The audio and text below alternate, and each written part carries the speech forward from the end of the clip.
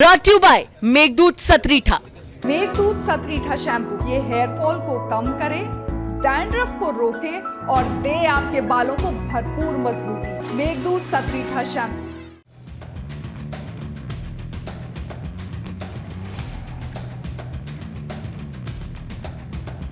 Lucknow court firing कांड में मारे गए गैंगस्टर संजीव माहेश्वरी जीवा का एक तरफ अंतिम संस्कार किया जा रहा था, वहीं दूसरी तरफ सभी की नजरें जीवा की पत्नी पायल माहेश्वरी की तलाश कर रही थी। लगातार सवाल बना हुआ था कि क्या अपने पति को आखिरी बार देखने के लिए, अपने पति को आखिरी विदाई देने के लिए क्या गैंगस्टर जीवा की पत्नी पायल माहेश्वरी अंतिम संस्कार में शामिल होगी। वहीं पुलिस को भी पायल का काफी इंतजार था। जैसे ही जीवा की पत्नी आखिरी बार उससे मिलने पहुंचती, वैसे ही पुलिस उसे गिरफ्तार कर लेती। राम नाम सत्य है, हरि का नाम सत्य बोलो।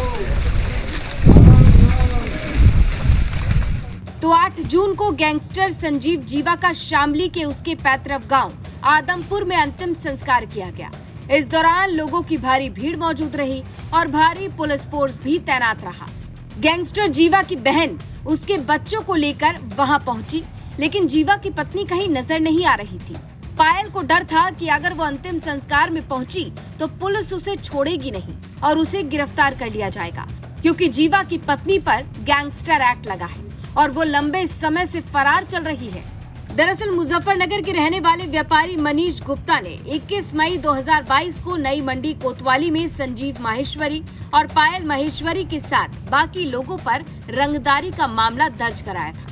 आरोप था कि गैंगस्टर संजीव माहेश्वरी जीवा और उसकी पत्नी पायल माहेश्वरी गैंग बनाकर गुर्गों की मदद से उससे रंगदारी मांग रहे हैं और साथ ही उसकी प्रॉपर्टी पर कब्जा भी किया है।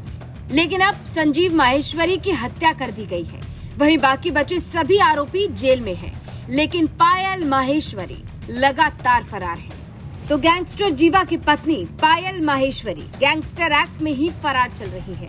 हालांकि अपने पति के अंतिम संस्कार में शामिल होने के लिए पायल सुप्रीम कोर्ट तक पहुंच गई।